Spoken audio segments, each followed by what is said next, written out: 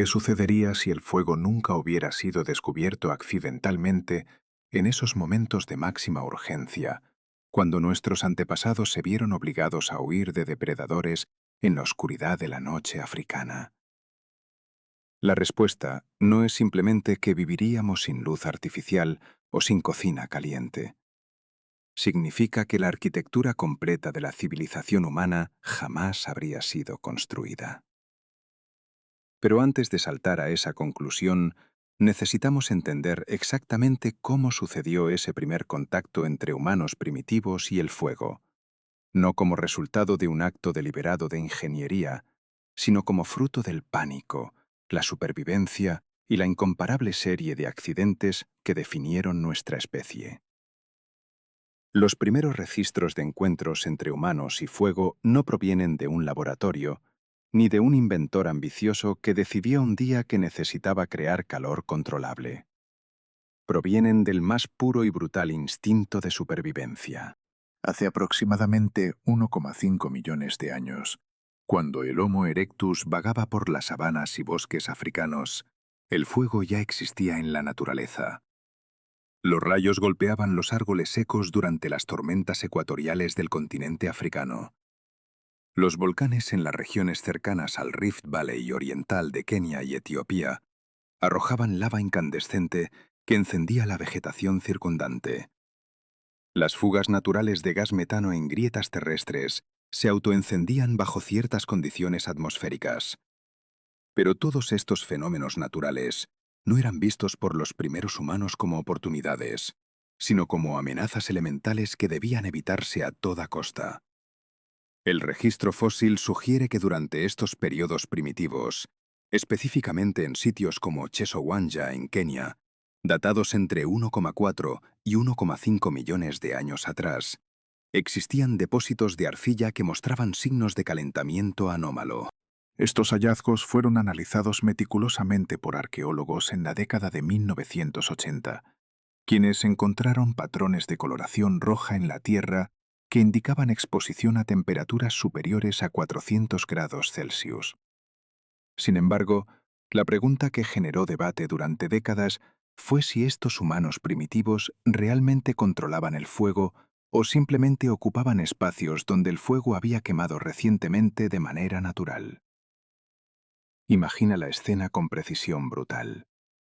Son las 7 de la noche en la sabana africana, hace 1,3 millones de años, en una región que hoy conocemos como el sur de Etiopía. La temperatura ha caído de 28 grados Celsius durante el día a apenas 12 grados en la noche. Un grupo de Homo erectus, compuesto por aproximadamente 15 individuos de edades variadas, se había establecido temporalmente cerca de un pequeño río para acceder al agua potable. Pero el agua no era su mayor preocupación cuando la luz se desvanecía. Los depredadores nocturnos emergían. Leones del Pleistoceno, mucho más grandes que sus descendientes modernos, con cuerpos que pesaban hasta 350 kilogramos. Hienas del tamaño de osos. Perros salvajes cazadores que viajaban en manadas organizadas. Durante el día, estos humanos primitivos podían defenderse mediante el trabajo en grupo, usando piedras afiladas y palos endurecidos al fuego. Pero una vez que la oscuridad total llegaba, su ventaja desaparecía completamente. La visión nocturna de estos depredadores era exponencialmente superior. Un león podía ver en la oscuridad aproximadamente 6 veces mejor que un humano moderno. Eso significaba que mientras nuestros antepasados estaban prácticamente ciegos, sus depredadores cazadores ya tenían una imagen clara de dónde estaban, cómo se movían, dónde eran vulnerables. Cada noche representaba una lotería mortal. Las estadísticas sugieren que aproximadamente 1 de cada 4 individuos de Homo erectus moría antes de los 20 años, y un porcentaje significativo de esas muertes ocurría durante ataques nocturnos. En una noche particular, durante la estación seca, cuando la vegetación circundante estaba especialmente seca por la falta de lluvia durante 3 meses consecutivos, ocurrió un evento que cambió todo. Un rayo impactó un árbol hueco a tan solo 80 metros del campamento donde el grupo dormía. El árbol, Una acacia gigante con tronco hueco donde vivían colonias de termitas explotó literalmente. El impacto eléctrico generado fue de aproximadamente 300 megajulios, suficiente para evaporar completamente la humedad en el tronco y crear un fuego intenso que se propagó rápidamente a través de las ramas secas circundantes. El fuego comenzó exactamente cuando un ataque predatorio estaba ocurriendo. 3 leones habían rastreado al grupo durante toda la tarde, esperando el momento del anochecer para atacar.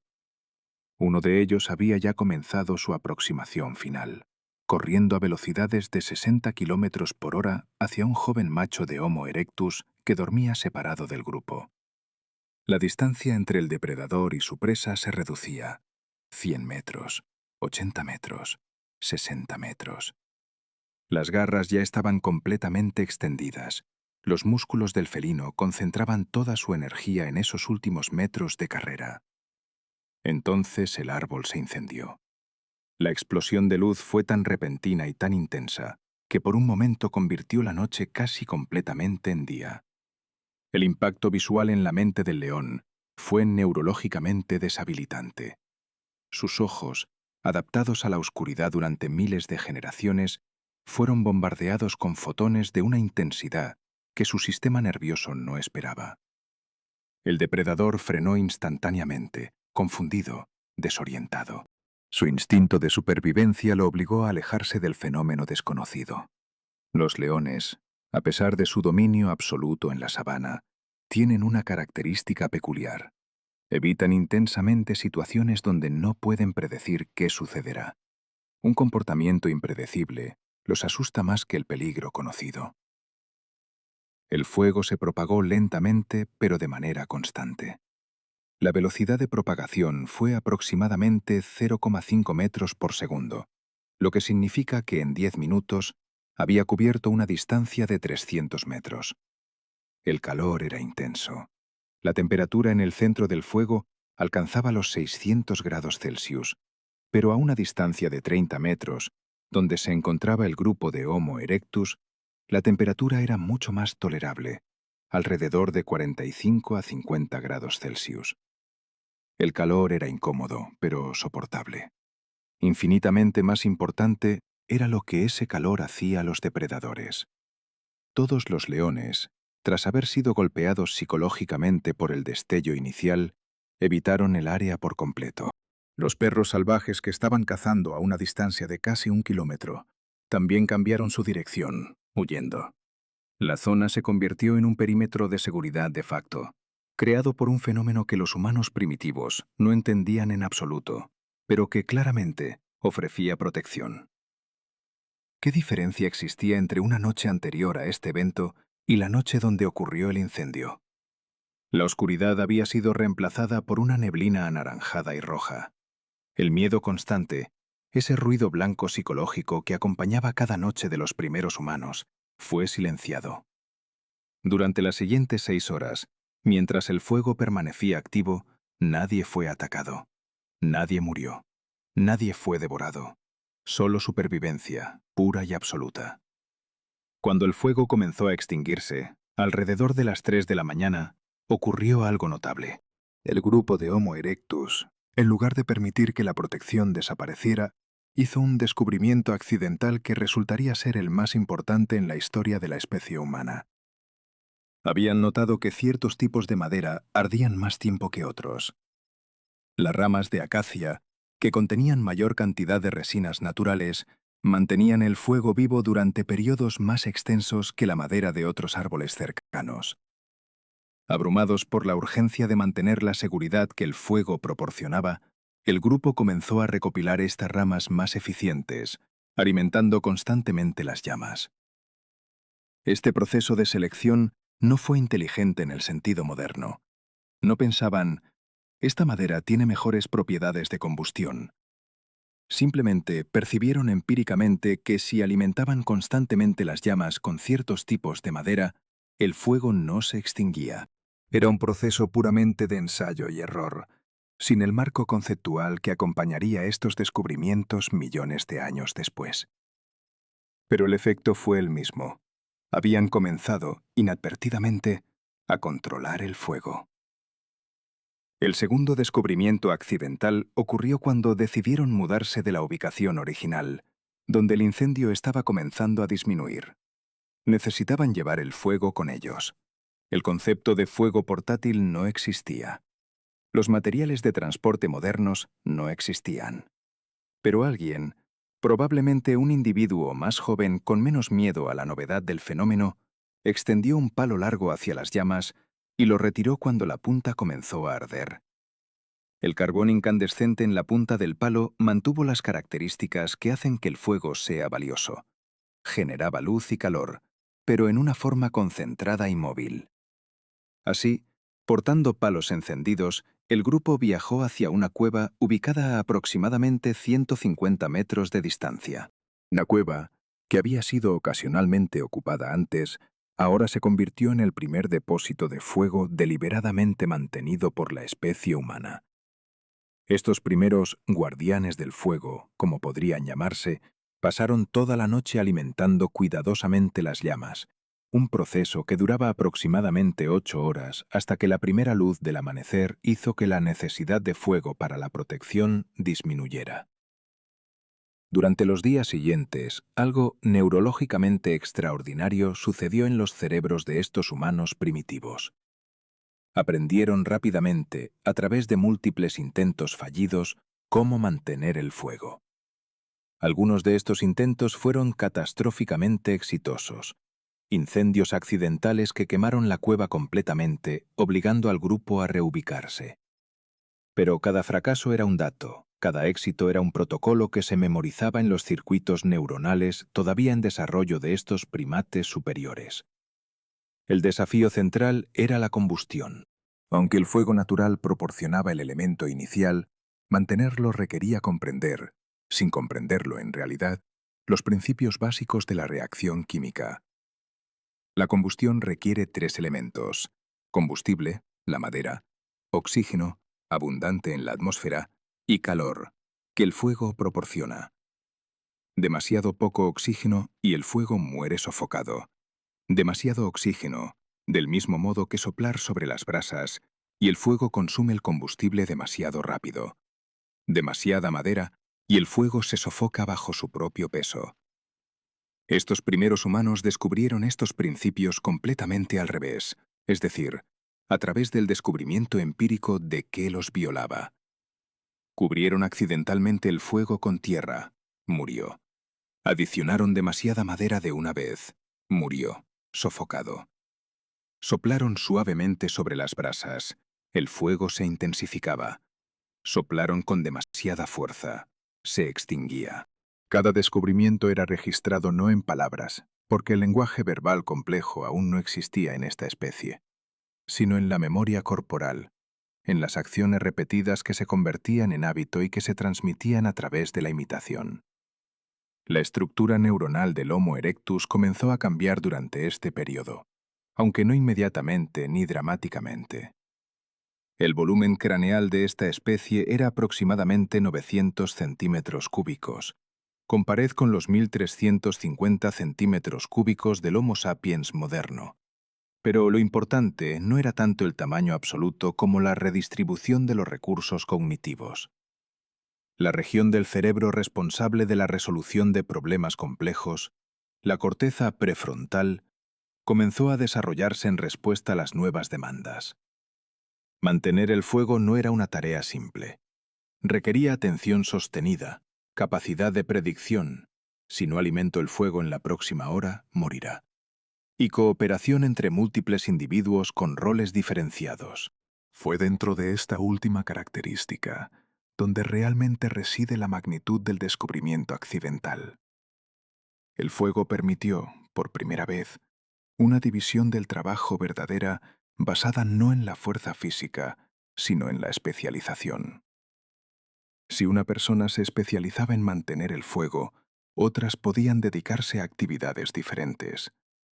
Algunos podían mejorar las herramientas, otros podían explorar el territorio circundante, algunos podían cuidar a los jóvenes. Por primera vez en la historia de cualquier especie animal, La energía laboral podía ser distribuida de manera sofisticada. El descubrimiento accidental del fuego se profundizó aún más cuando el grupo comenzó a aplicarlo a otras supervivencias más allá de la protección contra los depredadores. Alguien, probablemente un individuo hambriento durante una estación cuando la comida era escasa, accidentalmente dejó caer un tubérculo crudo directamente en las brasas del fuego. El tubérculo se cocinó. Su estructura externa se oscureció y ablandó. Cuando fue retirado y enfriado lo suficiente para manipularlo, el interior era más suave, más fácil de masticar y aparentemente más fácil de digerir. Esta fue la primera cocina accidental. ¿Cuál fue el impacto específico de cocinar alimentos que fueron almacenados accidentalmente en fuego? Los alimentos crudos requieren aproximadamente 2,5 horas de masticación intensiva para ser procesados por el sistema digestivo humano primitivo. Los alimentos cocidos requieren menos de 0,75 horas. Matemáticamente, esto libera aproximadamente 1,75 horas diarias de tiempo de masticación que podía ser dedicado a otras actividades. Además, cocinar reduce la cantidad de bacterias patógenas y parásitos en los alimentos, lo que disminuye significativamente las enfermedades gastrointestinales que eran endémicas en las poblaciones humanas primitivas. El riesgo de muerte por infección gastrointestinal en el Homo erectus era aproximadamente del 3 al 5% de la población anual. Cocinar la comida redujo esta cifra dramáticamente. A lo largo de los siguientes 50.000 años, este accidental descubrimiento del fuego pasó de ser un fenómeno aislado a una característica cultural ampliamente adoptada. El Homo erectus gradualmente expandió su rango geográfico desde África hacia Asia. En sitios arqueológicos en Indonesia, específicamente en Flores, se encontraron evidencias de fuego controlado datadas en 900.000 años atrás. En el sitio de Gesher Benot Yaakov, en el actual Israel, los investigadores descubrieron depósitos de ceniza organizados de manera que sugiere un control deliberado del fuego, datados en 790.000 años antes del presente. ¿Qué significaba realmente este control del fuego en términos de la supervivencia del Homo erectus?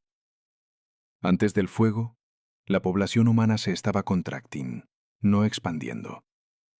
Las evidencias paleoclimáticas indican que entre 2 millones y 1,5 millones de años atrás, la Tierra estaba experimentando un ciclo de enfriamiento gradual. Las sabanas africanas donde el Homo erectus evolucionó se volvían cada vez más frías por las noches. Las temperaturas nocturnas, que habían sido de 15 a 18 grados Celsius, comenzaban a caer hacia 8 a 10 grados. Para un mamífero sin un abrigo de grasa corporal extenso ni acceso a tecnología de aislamiento, esto representaba un estrés térmico severo. El metabolismo de un Homo erectus típico, pesando aproximadamente 60 kilogramos, requería una ingesta calórica diaria de al menos 2.200 calorías para mantener la temperatura corporal en condiciones normales.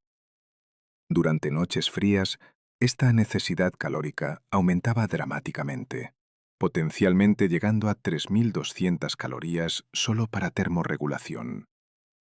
Sin la capacidad de dormir en un ambiente protegido y calentado por fuego, la sobrevivencia durante estas noches periódicamente era prácticamente imposible. El fuego cambió esto radicalmente. Una hoguera pequeña, que ardía durante toda la noche, requería aproximadamente 10 kilogramos de madera y proporcionaba calor radiativo suficiente para mantener una zona de 20 metros cuadrados a una temperatura de 18 a 22 grados Celsius. Esto era exactamente lo que se necesitaba para que los humanos primitivos no sufrieran hipotermia durante la noche. Las noches, que habrían sido potencialmente mortales, se convirtieron en períodos en los que la actividad era reducida, pero la supervivencia estaba garantizada. Durante los siguientes 300,000 años después del primer descubrimiento accidental del fuego, los sitios arqueológicos muestran un patrón claro de sofisticación creciente en la gestión del fuego. En Menorca, España, En un sitio llamado Punta Nati datan lugares de 750.000 años donde el fuego no solo era controlado, sino aparentemente cultivado de manera semideliberada. Los arqueólogos encontraron depósitos de ceniza concentrados, lo que sugiere que los humanos estaban deliberadamente localizando fuegos en áreas específicas de sus campamentos, probablemente para maximizar la eficiencia del calor distribuido. La cuestión neurológica durante este periodo es crucial para entender cómo la supervivencia accidental eventualmente se convirtió en cultura deliberada. El cerebro del Homo erectus no experimentó un cambio gradual infinitesimal hacia una mayor inteligencia. Más bien, experimentó cambios puntuales impulsados por presiones ambientales específicas. La necesidad de mantener el fuego de manera consistente requería memoria de trabajo mejorada. Requería capacidad de atención sostenida. Requería la capacidad de abstracción, comprender que el fuego actual, aunque parece estable, podría extinguirse en unas pocas horas si no se le proporciona el mantenimiento adecuado. El cerebro, siendo fundamentalmente una máquina bioquímica de costo-eficiencia extrema, asigna recursos neuronales solo donde son necesarios. Durante decenas de miles de años, la presión de mantener el fuego funcionó como una coacción selectiva que favoreció a los individuos con mejor memoria, mejor capacidad de atención y mejor habilidad para formar cadenas causales abstractas. Aquellos Homo erectus que podían entender intuitivamente que guión bajo, quote, guión bajo, dos, guión bajo, sobrevivían más frecuentemente. Aquellos que no podían generar este tipo de previsión perdían el fuego. Quedaban expuestos a los depredadores nocturnos y raramente completaban su ciclo reproductivo. Esto no fue evolución rápida en el sentido darwiniano tradicional. Las generaciones de Homo erectus de hace 1,3 millones de años eran neurológicamente idénticas a las de hace 1,2 millones de años. Pero a través de cientos de miles de años, una presión selectiva lenta pero constante comenzó a favorecer características neurológicas muy específicas. El volumen craneal aumentó modestamente, de aproximadamente 850 centímetros cúbicos en los primeros Homo erectus a aproximadamente 1050 centímetros cúbicos en los últimos. Más importante que el tamaño fue la reorganización de la estructura interna. Las regiones dedicadas a la memoria a largo plazo se ampliaron relativamente. Las regiones dedicadas a la coordinación motora fina mejoraron. Las regiones dedicadas a la secuenciación temporal se desarrollaron.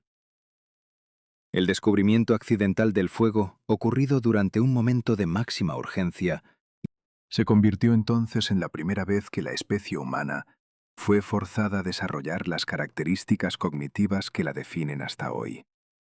Sin ese descubrimiento accidental, no es que los humanos no tuvieran fuego, es que los humanos, como especie cognitiva, nunca habría llegado a existir.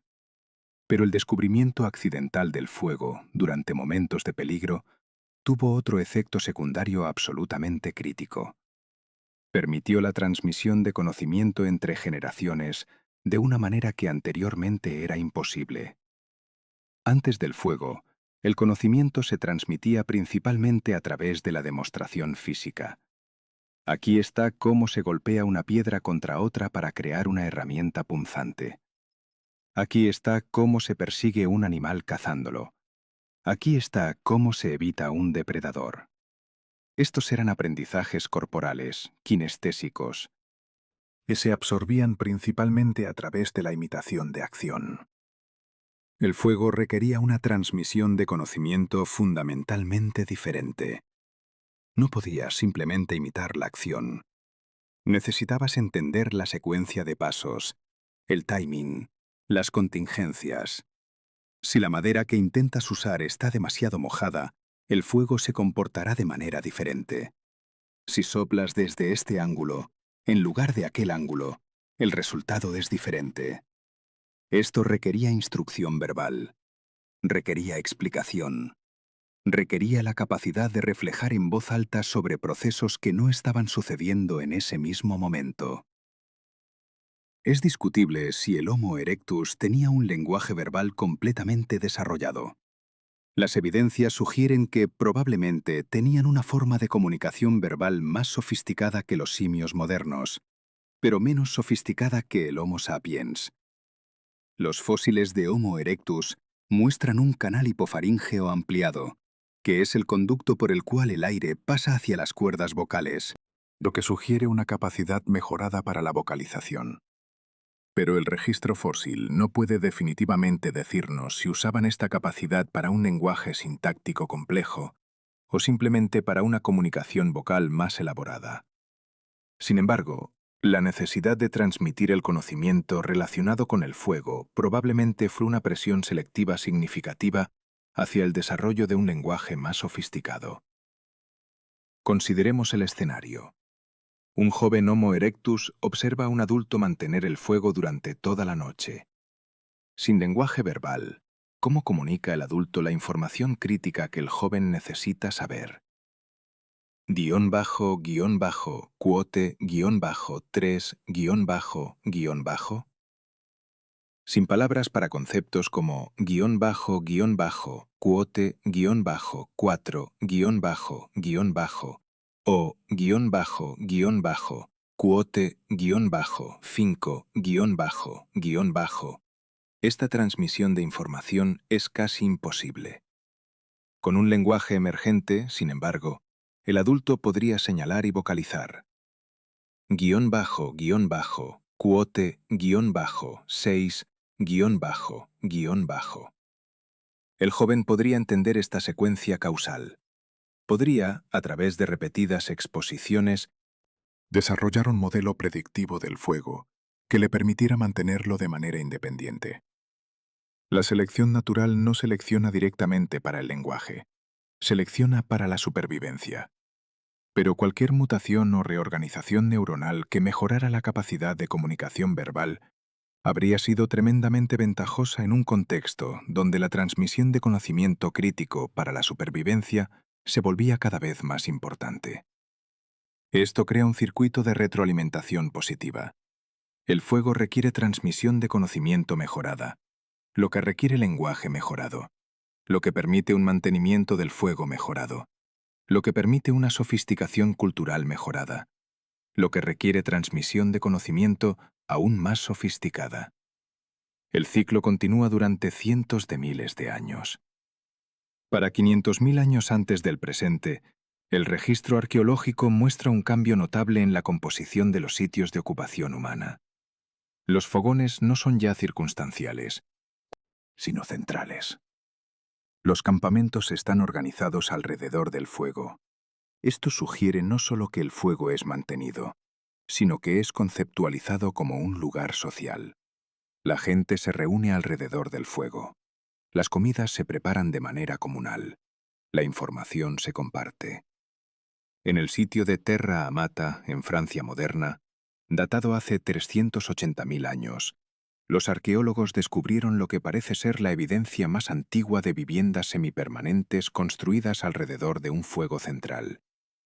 Estas estructuras, realizadas con postes de madera sostenidos en hoyo excavados y posiblemente cubiertas con pieles de animales, medían aproximadamente 11 metros de largo y 6 metros de ancho. En el centro de cada estructura había un hogar, un área específicamente preparada para el fuego.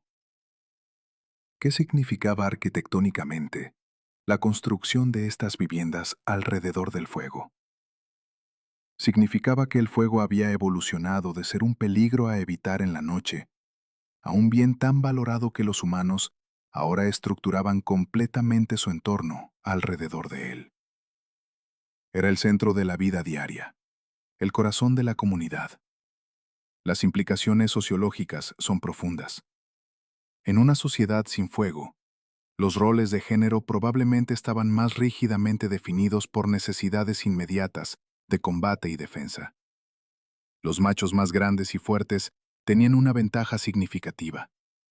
Pero con el fuego, la cocina, el procesamiento de alimentos la manufactura de herramientas de mejor calidad, toda una serie de actividades que no requería la fuerza bruta de los machos, comenzaron a valorarse igual o más que la capacidad de combate puro. Las hembras, particularmente aquellas con mayor habilidad en la selección de plantas comestibles, un conocimiento que requerían de sofisticación cognitiva considerable, ya que muchas plantas podían ser venenosas, comenzaron a ocupar roles más centrales en la economía de los grupos. La capacidad de cocinar plantas, hacerlas digeribles, convertirlas en alimentos que podían ser almacenados, fue revolucionaria. El 40% de las calorías consumidas por los primeros humanos provenían de plantas.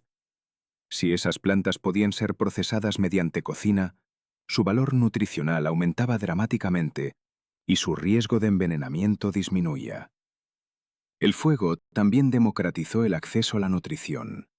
Antes del fuego, los alimentos duros, como huesos, semillas duras y ciertos tipos de raíces, eran prácticamente inaccesibles para los jóvenes con dientes débiles, los ancianos con dientes desgastados o los enfermos con mandíbulas débiles. Después de cocinar, estos alimentos se ablandaban lo suficiente para ser procesados incluso por individuos con capacidad de masticación limitada.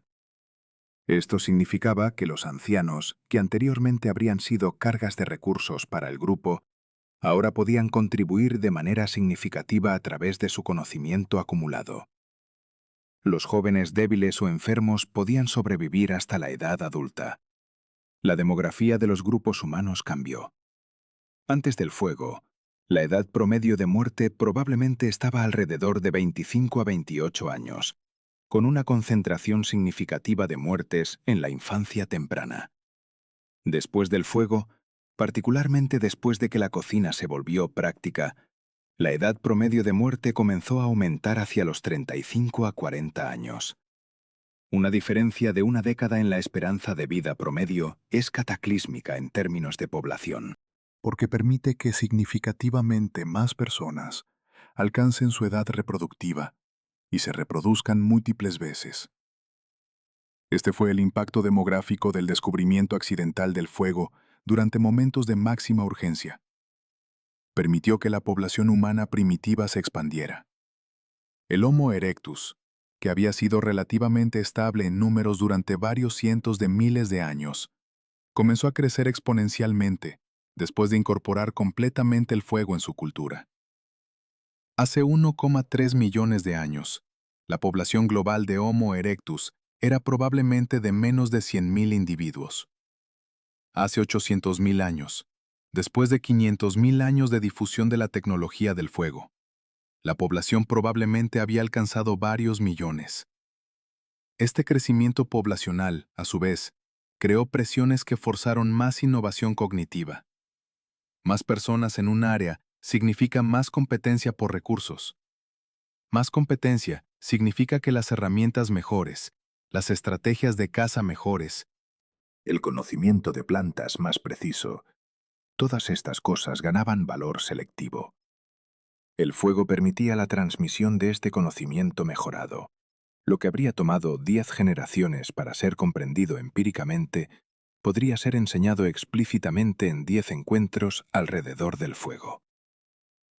Aquí llegamos a un punto crítico en la comprensión de por qué sin el descubrimiento accidental del fuego durante momentos de peligro no existiríamos. El fuego no solo permitió la supervivencia del Homo erectus, permitió el surgimiento de la complejidad cognitiva que eventualmente caracterizaría al Homo sapiens. El Homo sapiens, la especie a la que pertenecemos, surgió hace aproximadamente 300.000 años en África. Pero no fue una aparición repentina. Fue la culminación de un proceso evolutivo de millones de años, donde la presión selectiva favoreció la sofisticación cognitiva. Y esa sofisticación fue posible principalmente porque el fuego permitía la transmisión y acumulación de conocimiento. El volumen craneal del Homo sapiens temprano, hace 300.000 años, era prácticamente idéntico al del Homo sapiens moderno, aproximadamente 1.350 centímetros cúbicos. Pero el Homo sapiens inicial no mostraba el comportamiento completamente moderno. Los registros arqueológicos de sites como Homo Kibish, en Etiopía, donde se encontraron fósiles de Homo sapiens datados en 195.000 años atrás, no muestran evidencia de simbolismo complejo, arte sofisticado, con lenguaje claramente moderno. Sin embargo, lo que sí muestran es el control completo del fuego. Las hogueras en estos sitios no son apenas mantenidas, son deliberadamente cultivadas. Los humanos están llevando carbón encendido de un lugar a otro, conservando cuidadosamente el fuego durante viajes de varios kilómetros. Esto sugiere un nivel de sofisticación cognitiva donde el fuego no es meramente útil, sino que es un bien tan valorado que es preservado incluso a costa de recursos significativos. Entre 300.000 y 70.000 años atrás, ocurrió lo que los arqueólogos llaman la Cuote, 7, del Homo sapiens. El comportamiento moderno comenzó a emerger de manera abrupta. Alrededor de 80.000 años atrás, en sitios en Sudáfrica como la cueva de Blombos, encontramos las primeras evidencias de adornos intencionales, conchas perforadas que claramente fueron usadas como joyería. Encontramos ocre rojo trabajado, que fue aparentemente utilizado para colorear la piel o la ropa, sugiriendo un concepto de estética y posiblemente de simbolismo corporal. ¿Cuál fue el catalizador de esta revolución cognitiva? Los arqueólogos han debatido esto durante décadas. Algunos sugieren una mutación genética específica que permitió una reorganización neuronal. Otros sugieren un cambio climático que forzó una innovación cultural. Pero una cosa es incuestionable. El fuego fue un factor capacitador fundamental. El fuego permitía el pensamiento abstracto, porque permitía la reflexión. Alrededor de un fuego durante la noche, con el trabajo diario terminado, los humanos tenían tiempo para simplemente pensar, para hablar de cosas más allá de la supervivencia inmediata.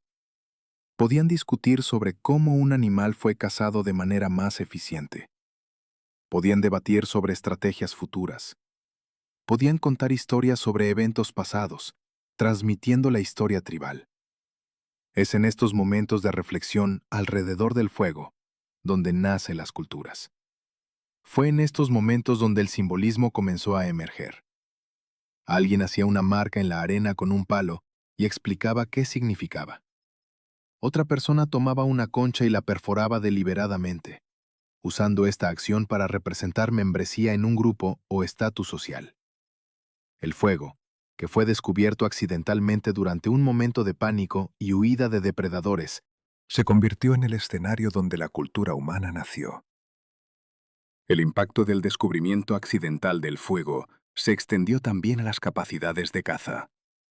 Antes de la cocina y el calor, la caza era principalmente un esfuerzo de exploración directa de animales grandes durante el día. Los humanos primitivos podían perseguir animales, pero su resistencia era limitada. Un Homo erectus, aunque técnicamente un corredor de resistencia mejor que un león, no podía perseguir un animal durante horas bajo el calor del mediodía sin colapsar. Pero con el fuego y especialmente con la cocina, la disponibilidad de calorías aumentó.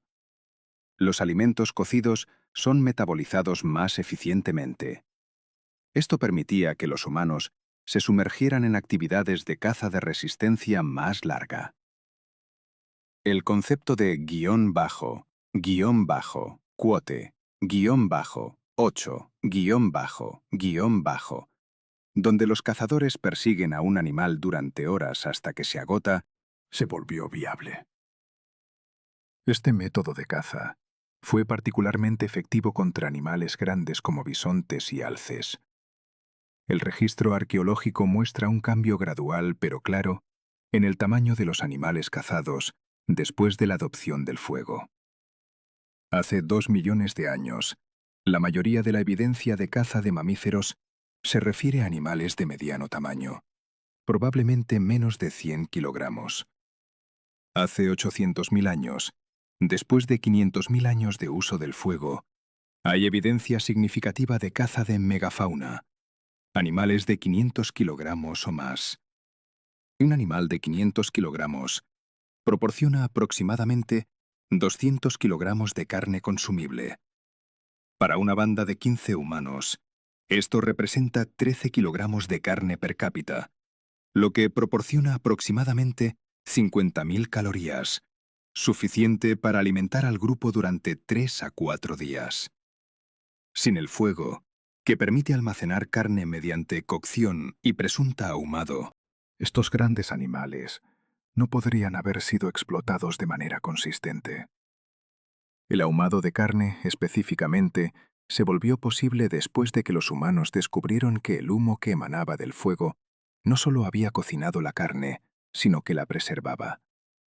La carne ahumada puede ser almacenada durante semanas sin pudrirse significativamente, lo que fue revolucionario para sociedades que vivían en climas donde la comida era estacional. Si podías cazar un animal grande durante una estación de abundancia y luego ahumar la carne, podrías sobrevivir los meses de escasez. Este descubrimiento accidental del ahumado como técnica de preservación fue probablemente hecho de manera similar al descubrimiento original del fuego, un accidente. Alguien dejó carne encima de un fuego demasiado cercano, quizá cubriéndola accidentalmente con una rama o una piel. El humo penetró la carne. Días después, la carne no se había podrido como normalmente lo habría hecho. El descubrimiento fue reconocido como útil. La técnica fue transmitida. Eventualmente, se convirtió en una práctica deliberada. El impacto del ahumado en la supervivencia humana fue profundo. En climas templados y fríos, la disponibilidad de carne ahumada almacenada permitía a los humanos sobrevivir los inviernos duros que hubieran sido letales sin esta preservación. Alrededor de hace 400.000 años, hay evidencia de que el Homo erectus había comenzado a migrar hacia climas más fríos de Europa. Sin ahumado, sin la capacidad de almacenar carne durante los meses de invierno, esta migración habría sido imposible. La ruta migratoria del Homo erectus desde África hacia Asia y posteriormente hacia Europa fue facilitada enteramente por el dominio del fuego. Los sitios más antiguos del Homo erectus fuera de África, en Java, Indonesia, datan de hace 1,8 millones de años, pero estos sitios tempranos muestran poco evidencia de uso consistente de fuego. Los sitios posteriores, particularmente aquellos datados entre 800.000 y 400.000 años atrás, muestran evidencia clara de fuego controlado.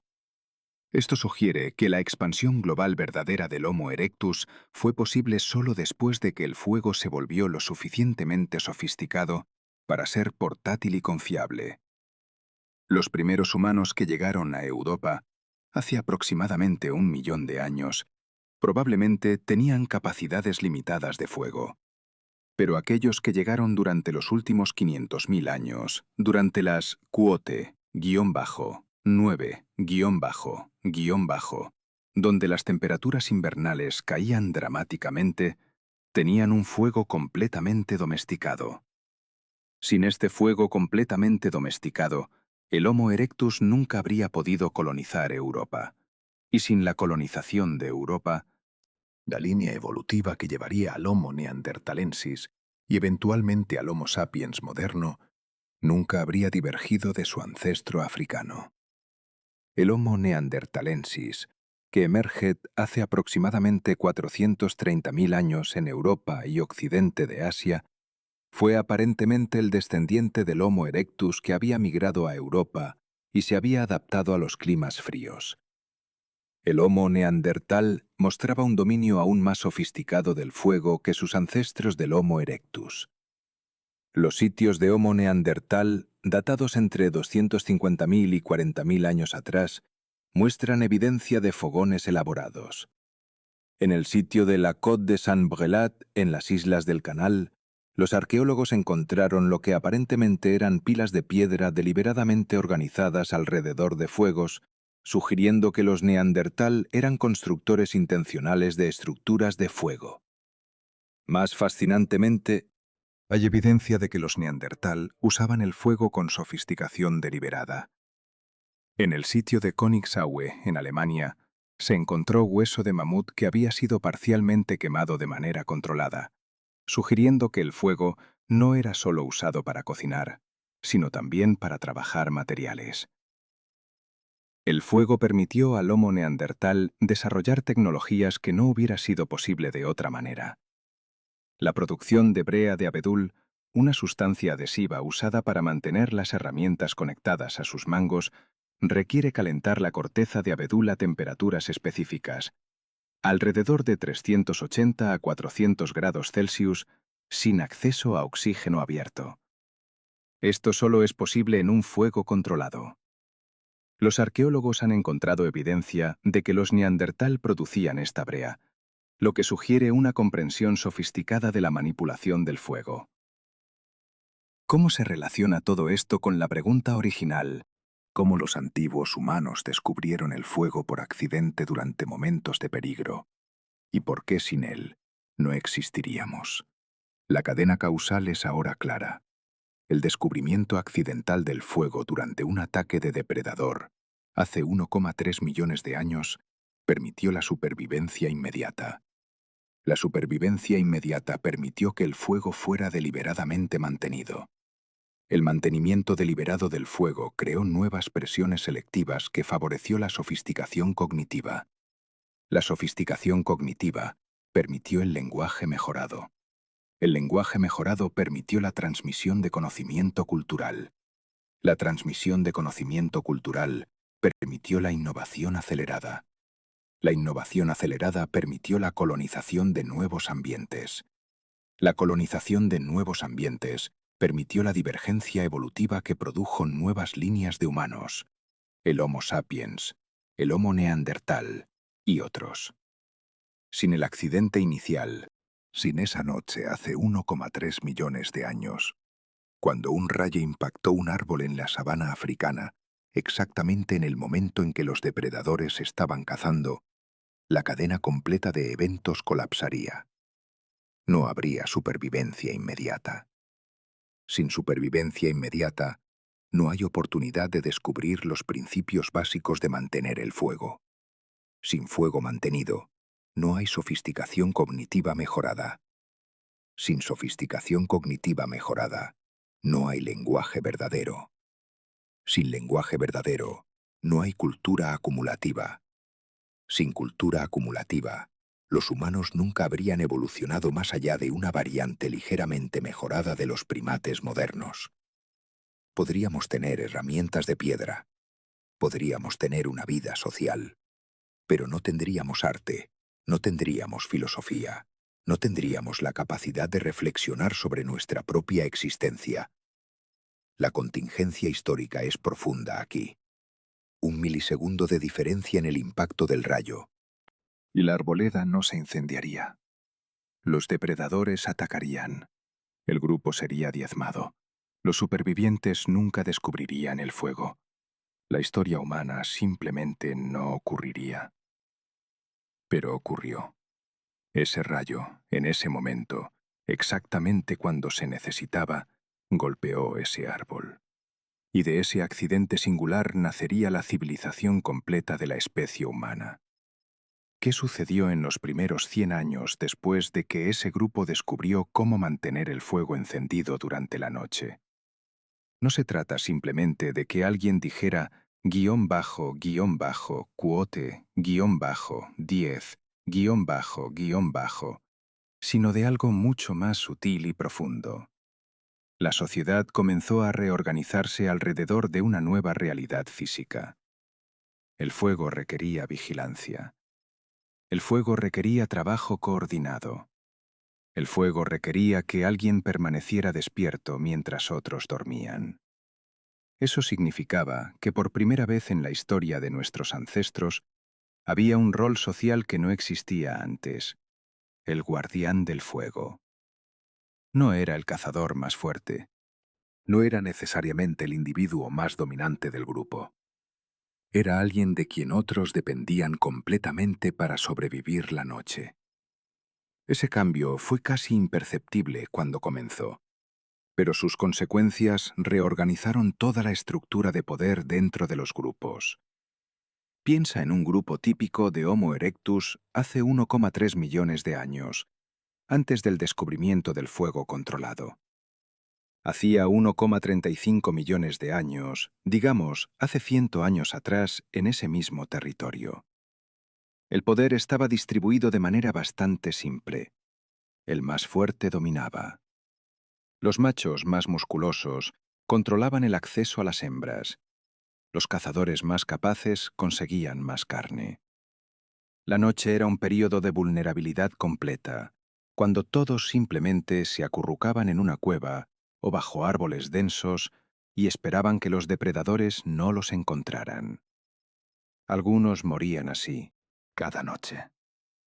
Los registros óseos muestran lesiones cicatrizadas en esqueletos de Homo erectus que demuestran encuentros nocturnos con grandes felinos. Los ataques eran frecuentes. Tal vez 1 de cada 3 grupos perdía a un miembro durante la noche, una vez cada 2 o 3 semanas. La distribución de poder en esos grupos reflejaba esta realidad brutal. Quien fuera más grande y capaz de golpear más fuerte durante el día, mantenía su posición por la noche. Pero la noche no era un espacio donde el poder significara mucho. Todos eran igualmente vulnerables. Todos podían ser arrastrados al exterior por una mandíbula que los agarraba. Todos podían desaparecer sin dejar un cuerpo para que otros lo encontraran. Luego llegó el fuego. Fue mantenido probablemente en una depresión natural en el suelo, alimentado constantemente con ramas pequeñas durante la noche. Las primeras noches con fuego debieron haber causado pánico. Un grupo de 30 individuos de Homo erectus reunido alrededor de este fenómeno completamente nuevo, con las caras iluminadas por un color rojo anaranjado que ninguno de ellos había visto antes. El calor era intenso. El humo hería sus ojos. Algunos individuos probablemente querían alejarse del fuego, temerosos de que fuera una manifestación de un espíritu violento o una criatura que podría comerlos. Pero otros se quedaron. Y fue en esa decisión de permanecer donde comenzó el cambio social más importante de la historia humana hasta ese momento. La primera consecuencia fue la especialización del trabajo nocturno. Alguien tenía que permanecer despierto durante toda la noche para mantener el fuego. No podía dormir profundamente como los demás. Tenía que vigilar las llamas constantemente, agregar leña cuando éstas comenzaban a debilitarse, ajustar las ramas para que la combustión fuera uniforme. Una noche de 6 horas de vigilancia constante requería una forma completamente diferente de estar despierto. No era estar alerta como durante una caza, donde cada músculo está tenso y la mente enfocada en una presa. Era un tipo de vigilia calmada, reflexiva, semiconsciente. Las noches en las que este rol comenzó a institucionalizarse, alrededor de 1,28 millones de años atrás, en la región de Kobi-Fora, en Kenia, algo extraño sucedió en el cerebro de los individuos que se convirtieron en guardianes del fuego. Permanecían despiertos, pero entraban en un estado mental diferente. Su mente no estaba ocupada por la tarea de la supervivencia inmediata como durante el día. Tenían espacio mental para pensar. Podían observar las llamas sin necesidad de hacer nada más. Su conciencia, por primera vez en la historia de sus especies, tenía periodos prolongados de tiempo para vagar libremente sin presión de tareas inmediatas. ¿Qué ocurre en una mente humana cuando está parcialmente enfocada en una tarea simple y repetitiva durante horas? Comienza a divagar. Comienza a hacer conexiones. Comienza a generar patrones que no son directamente relacionados con la tarea en cuestión. Neurológicamente, el estado del guardián del fuego durante esas largas noches era muy similar a lo que ahora llamamos ensoñación despierto, o guión bajo, quote, 11, guión bajo. El estado mental en el cual entramos cuando no estamos enfocados en tareas externas y nuestro cerebro comienza a procesar información de manera no lineal, generando creatividad, introspección y pensamiento abstracto. Los individuos que pasaban las noches cuidando el fuego comenzaron lentamente a tener acceso a un tipo de cognición que sus compañeros, quienes dormían profundamente, no experimentaban. Esto no cambió su cerebro en una generación, pero durante cientos de años, Mientras generación tras generación de individuos servían como guardianes nocturnos del fuego, comenzó a haber una presión selectiva, aunque débil, hacia aquellos individuos cuyas mentes podían funcionar mejor en este estado prolongado de vigilia reflexiva. Alrededor de 1,2 millones de años atrás, los restos óseos que encontramos en sitios de Homo erectus en Java y en el Levante Medio comienzan a mostrar cambios en la estructura craneal. El cráneo comenzó a ser ligeramente más grande. Específicamente, la región del lóbulo prefrontal, el área responsable de pensamiento abstracto, planificación a largo plazo y control ejecutivo, mostró expansión relativa. No fue un cambio drástico, fue gradual, pero fue consistente en múltiples poblaciones de Homo erectus separadas geográficamente, lo que sugiere que la presión selectiva fue global. La causa de esta expansión cerebral no fue necesariamente la inteligencia superior en sí, sino la necesidad de tener una mente que pudiera soportar noches prolongadas de vigilia sin psicosis, sin alucinaciones, sin los efectos cerebrales detrimentales de la privación del sueño. Los individuos cuyos cerebros podían funcionar mejor bajo estas circunstancias no solo sobrevivían mejor, sino que tenían acceso a un tipo de pensamiento que otros no tenían. Y ese pensamiento comenzó a ser valorado socialmente. Aquí es donde el cambio social se vuelve verdaderamente revolucionario. El guardián del fuego, quien en un sistema social anterior sería simplemente alguien que realiza una tarea necesaria, comenzó a ser visto de manera diferente. Pasó noches enteras en vigilia. Vio cosas en el fuego que otros no veían. Tenía ideas que otros no tenían.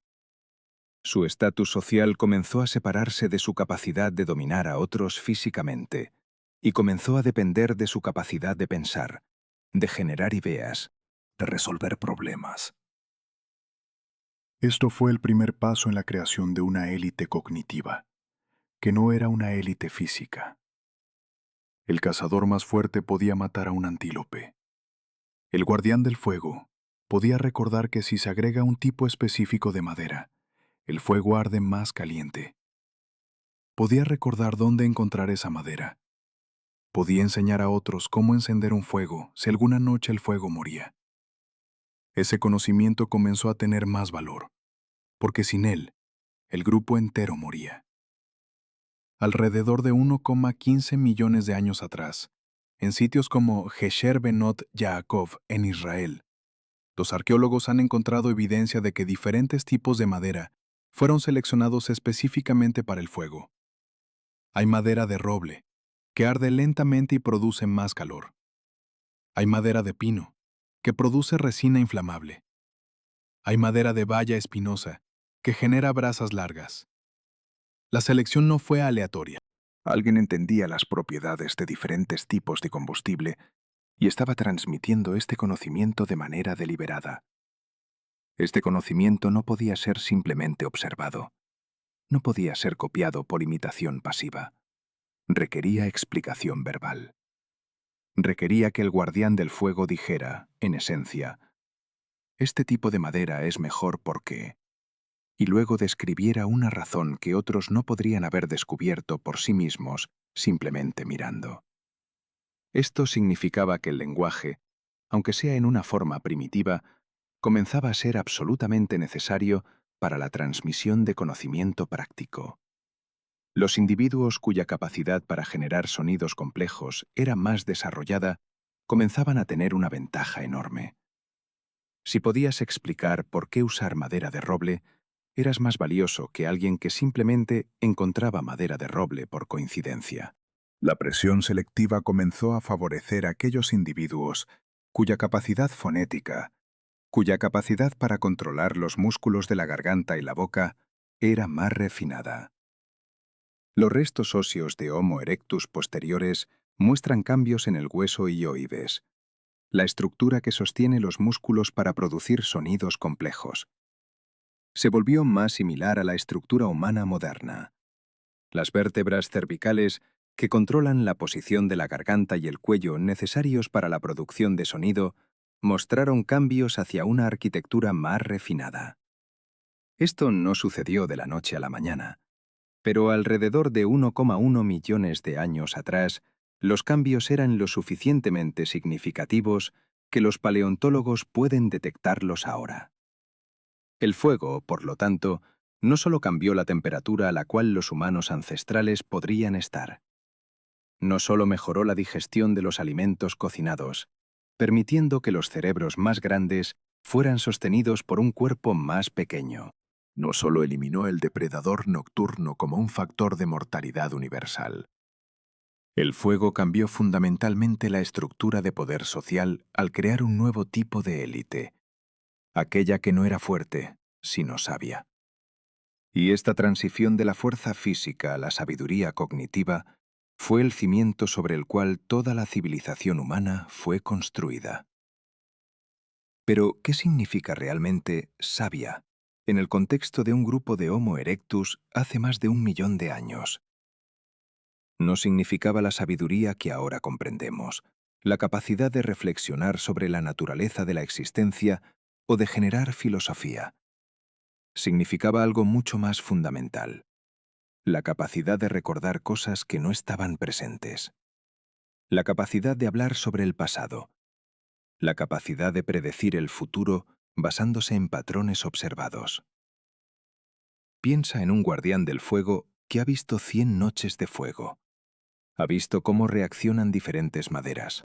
Ha visto cómo el fuego se comporta diferente en noches lluviosas versus noches secas. Ha visto cómo otros animales reaccionan a la presencia del fuego. Cómo algunos felinos grandes se mantienen alejados, pero cómo los pequeños insectos son atraídos. Con 100 noches de observación, ha comenzado a generar un modelo mental, una representación interna de cómo funciona el fuego. No en términos que nosotros usaríamos, no en términos de combustión u oxidación, sino en términos visuales y emocionales.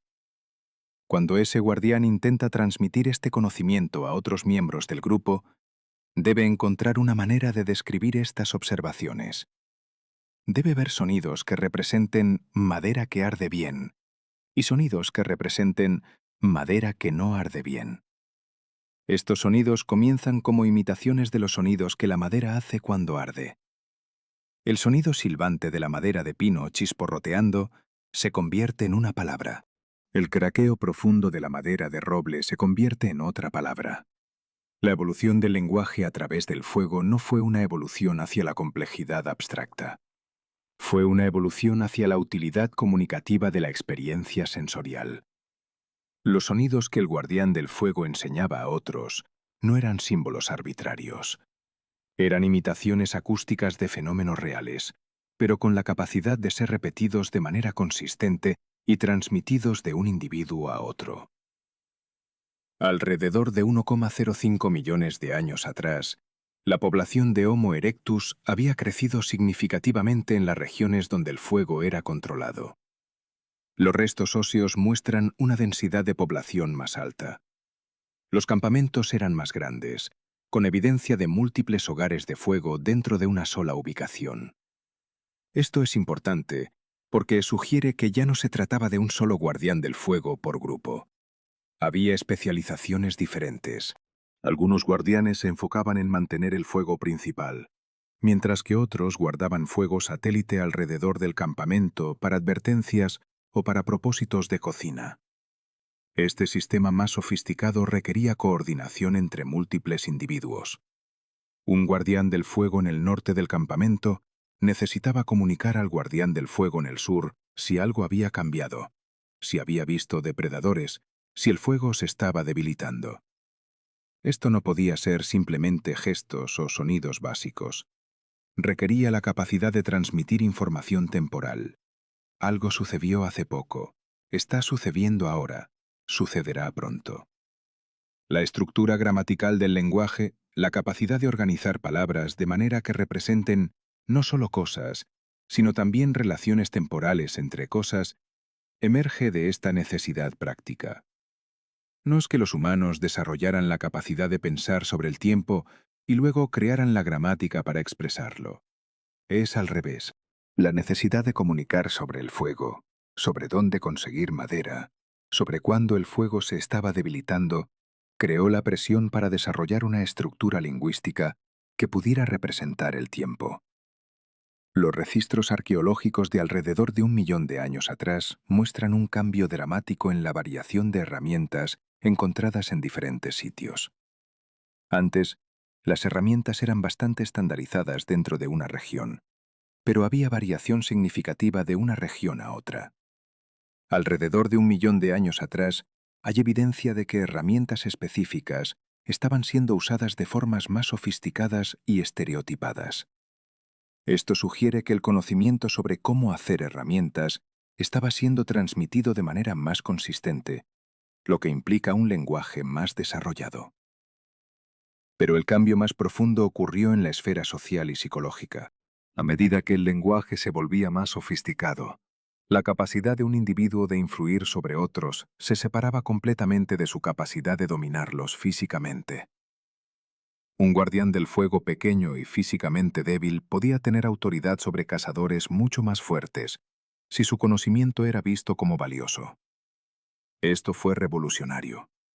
En los grupos de primates, el poder es generalmente correlativo con el tamaño del cuerpo y la musculatura. Un macho más grande domina a un macho más pequeño. Es un sistema simple y se encuentra en casi todos los primates. El Homo erectus, antes del fuego controlado, operaba dentro de este sistema. Los restos óseos muestran dimorfismo sexual muy significativo, lo que sugiere que los machos eran considerablemente más grandes que las hembras y que la competencia reproductiva entre machos era feroz. Alrededor de 950.000 años atrás, en sitios en el Levante Medio y el este de África, el dimorfismo sexual comienza a disminuir ligeramente. Los machos siguen siendo más grandes que las hembras, pero la diferencia no es tan extrema como antes. Esto podría ser una coincidencia, pero los paleoantropólogos creen que refleja un cambio en la dinámica social. Si el poder está basado menos en la fuerza física bruta y más en la cognición y el conocimiento, entonces la selección no favorecería tanto a los machos extremadamente grandes. El sistema social comenzaría a favorecer a individuos que podían ser más ágiles, más rápidos, más capaces de pensamiento rápido. Además, a medida que el poder cognitivo se volvía más valioso, comenzó a haber presión para que las hembras también desarrollaran mejor cognición. No necesitaban ser tan dominadas o restringidas. Sus capacidades de pensamiento eran tan valiosas como las de los machos. Los restos óseos no muestran que las hembras de Homo erectus posterior tuvieran los mismos roles de guardianas del fuego que los machos, pero tampoco muestran que fueran completamente excluidas de roles cognitivos. Este cambio en la estructura social tuvo consecuencias que se ramificaron a través de toda la sociedad. Los niños comenzaron a ser tratados de manera diferente. Si la fuerza física no era lo más importante para la supervivencia del grupo, entonces la educación de los niños comenzó a enfatizar la transmisión de conocimiento en lugar de la transmisión de capacidad física. La infancia de un joven de Homo erectus hace 900.000 años probablemente fue más larga, más enfocada en el aprendizaje de habilidades cognitivas en lugar de la demostración de dominancia física. Los datos paleontológicos sugieren que la tasa de mortalidad de menores de edad en poblaciones de Homo erectus posteriores comenzó a disminuir alrededor de 950.000 años atrás.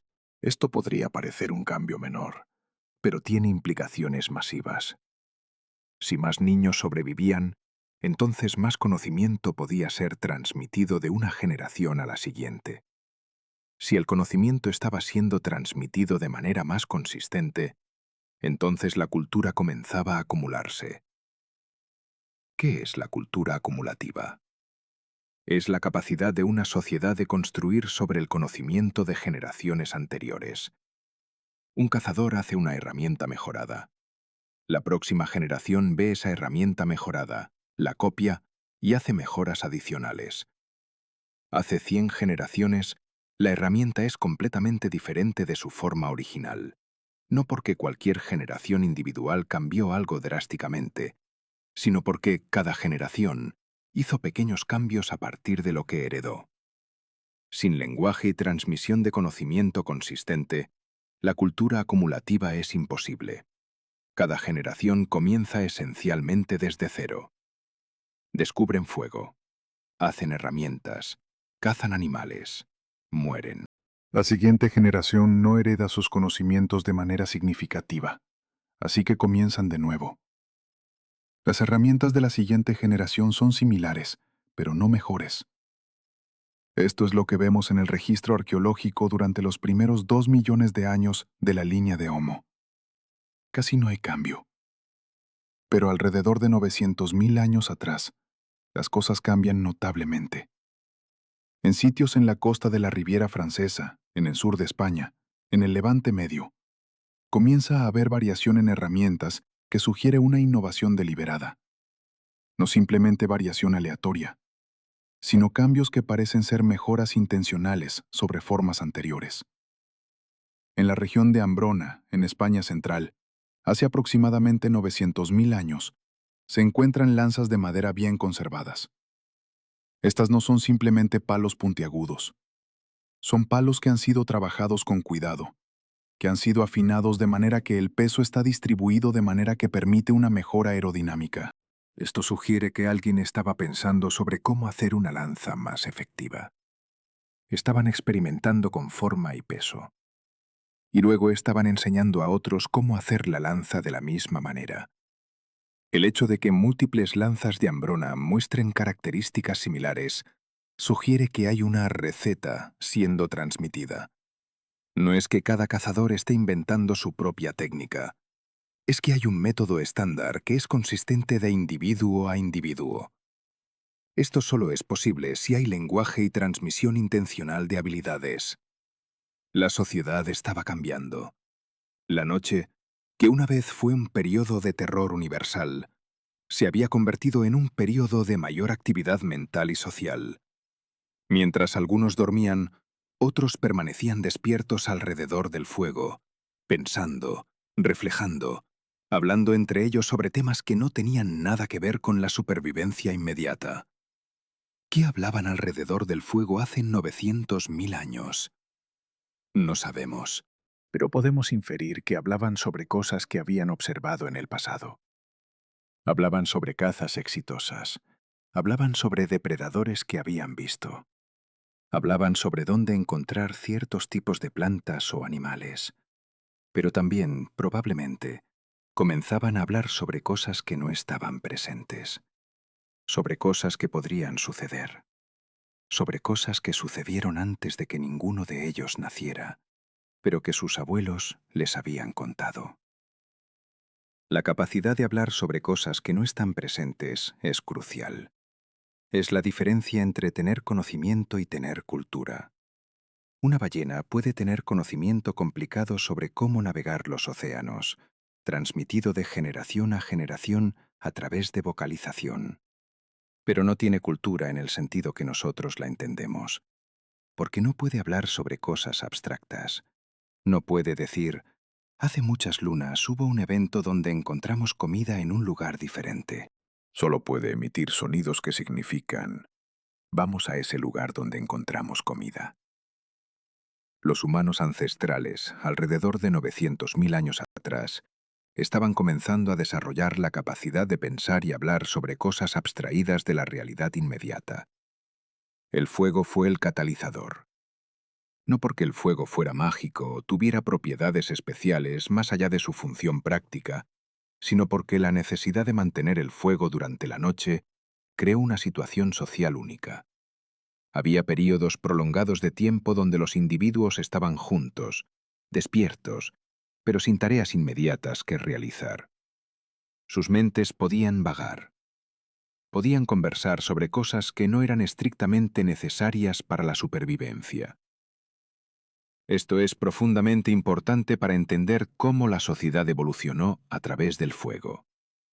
El fuego no solo cambió nuestros cuerpos, cambió la estructura de nuestro tiempo, cambió cuándo estábamos despiertos, cambió con quién interactuábamos y durante cuánto tiempo. Y estos cambios en la estructura de nuestro tiempo tuvieron consecuencias cognitivas masivas. La antropóloga Camila Power ha argumentado que el fuego fue central en la evolución de rituales humanos. Alrededor del fuego, con la luz y el calor presentes, los grupos comenzaron a desarrollar comportamientos estereotipados que no eran estrictamente funcionales. Estos podrían haber incluido formas específicas de sentar alrededor del fuego, formas específicas de distribuir la comida, formas específicas de hablar o cantar. Los rituales son una forma temprana de cultura. No son herramientas, no son cosas que necesites para sobrevivir, pero tienen una función social crucial. Unifican al grupo. Cuando todos cantan la misma canción alrededor del fuego, todos están experimentando algo juntos. Sus cerebros están sincronizados. Esto crea un sentido de identidad grupal. Crea un nosotros. Los registros arqueológicos de 850.000 años atrás comienzan a mostrar evidencia posible de rituales. En varios sitios, los arqueólogos han encontrado patrones de quemaduras en el suelo que parecen ser circulares, irregularmente espaciados, sugiriendo que los fuegos estaban siendo dispuestos de manera deliberada y que las personas se estaban sentando en posiciones específicas. También hay depósitos de restos de animales que parecen estar organizados de manera demasiado ordenada para ser accidentales. En el sitio de Bodo, en Etiopía, datado en aproximadamente 850.000 años atrás, los arqueólogos encontraron un cráneo de Homo erectus con marcas que parecen ser de corte intencional alrededor de la cara. Inicialmente se pensó que esto podría ser canibalismo, pero análisis posteriores sugieren que podría ser un ritual de desecación o una forma de homenaje a los muertos. El acto de hacer estas marcas requería intención. Requería que alguien pensara sobre el cráneo, decidiera qué hacer con él y luego lo ejecutara de manera deliberada. Este es el primer indicio de que los humanos ancestrales no solo estaban viviendo, sino reflexionando sobre la vida y la muerte. Estaban creando significado. Estaban transformando un simple cráneo en un objeto ritual. Y esto es profundamente diferente de cualquier comportamiento animal. La importancia del fuego en la evolución de estos comportamientos rituales no puede ser exagerada. Los rituales requieren una audiencia. Requieren que múltiples personas estén presentes, conscientes y enfocadas en lo mismo. Antes del fuego controlado, cuando la noche era un periodo de terror y sueño necesario, no había tiempo para rituales. Había que dormir.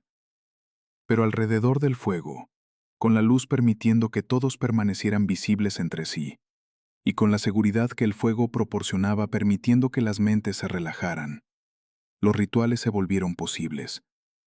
Y los rituales, a su vez, estimularon el desarrollo del lenguaje. Para coordinar un ritual, necesitas poder comunicar sobre tiempo futuro, sobre acciones planeadas, sobre secuencias de eventos. Las palabras que evolucionaron para describir rituales fueron algunos de los primeros conceptos abstractos en el lenguaje protohumano. Alrededor de 800.000 años atrás, la población de Homo erectus había crecido significativamente. Se estima que podría haber habido entre 500.000 y 2 millones de individuos de Homo erectus en el mundo. La especie había colonizado no solo África, sino también el Levante Medio, la mayor parte de Asia Occidental y posiblemente regiones de Asia Oriental. El fuego viajó con ellos. En cada región a la que llegaban, el fuego fue redescubierto o compartido. Los grupos que se mudaban a nuevos territorios podrían haber originalmente hecho fuego accidentalmente, quizás a través del mismo mecanismo de rayo que causó el fuego original. Pero una vez que sabían que era posible hacer fuego de forma controlada, el conocimiento se extendía rápidamente. El fuego fue probablemente el primer tipo de tecnología que fue universalmente adoptada por la especie. Las herramientas de piedra variaban de región a región. Algunos grupos usaban hachas de mano, otros usaban lanzas, otros desarrollaban sus propias variaciones únicas. Pero el fuego, una vez que se comprendía, era adoptado por todos. Esto sugiere que el fuego fue visto no simplemente como una herramienta, sino como algo fundamental para la supervivencia. La adopción universal del fuego creó algo nuevo en la historia de los mamíferos, una especie unificada por una tecnología común. Los Homo erectus en lo que ahora es España nunca verían a los Homo erectus en lo que ahora es Indonesia. No podían intercambiar ideas directamente, pero estaban usando el fuego de la misma manera. Esto es importante porque sugiere que el fuego no era algo que necesitaba ser reinventado constantemente. Era algo que era aprendido y transmitido. Esta transmisión de conocimiento requería que alguien enseñara a alguien más cómo hacer fuego. Y esa enseñanza probablemente comenzó alrededor del fuego mismo. Un guardián del fuego experimentado mostrando a un aprendiz más joven cómo mantener el fuego, cómo alimentarlo, cómo evitar que se apague. Y en ese proceso de enseñanza, ambos tenían que permanecer despiertos juntos durante la noche, en conversación, transmitiendo conocimiento. Esto fue probablemente el primer sistema de educación formal de la humanidad. No fue educación en una escuela, no fue educación como la conocemos, pero fue educación en el sentido de que el conocimiento era transmitido de manera intencional, de una persona experimentada a una persona sin experiencia, a través de una interacción directa y prolongada. La educación es crucial para la evolución de la sociedad. Cuando el conocimiento puede ser transmitido de manera confiable de una generación a la siguiente, ese conocimiento comienza a acumularse. Y cuando el conocimiento se acumula, la sociedad puede volverse más sofisticada. Alrededor de 750.000 años atrás, hay evidencia de que el fuego no solo era mantenido, sino también producido intencionalmente. En varios sitios en Europa e Israel, los arqueólogos han encontrado depósitos de piedra caliza calcinada que sugieren que las piedras fueron calentadas deliberadamente. Se piensa que esto podido haber sido parte de un proceso de calefacción o cocina, pero también podría sugerir un nivel más profundo de conocimiento sobre cómo producir fuego. Si alguien estaba deliberadamente calentando piedra caliza, significaba que entendían la relación entre el calor y la transformación química. Significaba que estaban pensando de manera experimental. Estaban probando cosas para ver qué pasaba. Esto es el comienzo del pensamiento científico, aunque en una forma muy primitiva. Pero lo que es especialmente significativo es que alguien habría tenido que comunicar este descubrimiento a otros. Alguien descubrió que si calientas piedra caliza, pasa algo interesante. Y luego alguien más tuvo que aprender sobre esto. Y alguien más después de eso. El conocimiento fue transmitido. Esta transmisión de conocimiento experimental marca un cambio crucial en cómo la sociedad estaba evolucionando. No se trataba simplemente de transmitir conocimiento sobre cómo hacer las cosas que se han hecho siempre. Se trataba de transmitir nuevas ideas. Se trataba de decir, en esencia, probé algo nuevo y funcionó. Aquí te muestro. La capacidad de la sociedad de evolucionar a través de la adopción de nuevas ideas es lo que distingue una sociedad estancada de una sociedad en crecimiento. Y el fuego, al crear las condiciones sociales bajo las cuales la experimentación y la innovación eran posibles, fue fundamental en permitir que la sociedad humana ancestral comenzara en la trayectoria de crecimiento continuo. Alrededor de 700.000 años atrás, el cambio era tangible. Los sitios arqueológicos de esta época muestran una diversidad mucho mayor de herramientas, una sofisticación mucho mayor en la construcción de viviendas y evidencia clara de que los grupos eran más grandes y probablemente más organizados. En el sitio de Terra Amata en el sur de Francia, datado en aproximadamente 380.000 años atrás, aunque esto es posterior a nuestro periodo de enfoque, se encuentran restos de lo que parecen ser viviendas intencionales construidas alrededor de un fuego central. La vivienda es oval, con un fuego en el medio. Alrededor del fuego hay depósitos de herramientas, huesos de animales que fueron comidos y otras evidencias de actividad humana. Lo importante sobre estas viviendas es que muestran una intención arquitectónica clara. No fueron simplemente refugios aleatorios. Fueron diseñados con un propósito específico: colocar el fuego en el medio y organizar la actividad alrededor de él. El fuego fue el punto central de la vivienda. Todo lo demás fue organizado relativamente a esa fuente de luz y calor. Este cambio arquitectónico refleja un cambio profundo en cómo los humanos ancestrales veían el fuego. Ya no era simplemente un fenómeno que necesitaban controlarse por razones de seguridad. Era un centro organizador de la vida social. Era el sitio donde ocurría la actividad social. Era donde se compartía la comida. Era donde se transmitía el conocimiento. Era donde ocurrían los rituales.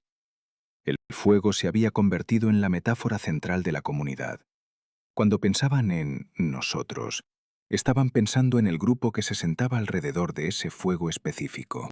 Si se mudaban a un nuevo lugar, el primer acto después de llegar probablemente era encender un fuego. El fuego no era simplemente una herramienta, era la comunidad. Y como el fuego requería mantenimiento constante, la comunidad en sí se convirtió en algo que requería mantenimiento constante. Alguien tenía que conseguir leña. Alguien tenía que permanecer despierto durante la noche. Alguien tenía que enseñar a los más jóvenes cómo cuidar del fuego. El fuego creó roles y responsabilidades. Creó una estructura social donde diferentes personas hacían cosas diferentes por el bien del grupo. En un grupo de primates sin fuego, la estructura social es bastante simple. Hay un macho dominante o algunos machos dominantes. Hay hembras. Hay juveniles. Los roles son principalmente determinados por edad, sexo y estatus físico. Pero en un grupo de Homo erectus con fuego, la estructura social se volvió mucho más compleja. Había guardianes del fuego, había cazadores, había recolectores. Probablemente había también lo que podríamos llamar sadios o consejeros, individuos cuyo rol principal era recordar cosas y transmitir conocimiento. La sociedad estaba comenzando a especializarse. La especialización es una marca de una sociedad sofisticada. Cuando diferentes personas pueden hacer diferentes cosas en base a sus habilidades particulares, la eficiencia global del grupo aumenta. Un cazador excelente puede enfocarse en la caza. Un guardián del fuego excelente puede enfocarse en mantener el fuego. Nadie tiene que ser excelente en todo. Y la sociedad en general se beneficia. Pero la especialización también crea interdependencia. El cazador depende del guardián del fuego. El guardián del fuego depende del cazador para obtener carne. Ambos dependen del recolector para obtener plantas y agua. Esta red de interdependencia crea vínculos sociales más fuertes y más complejos.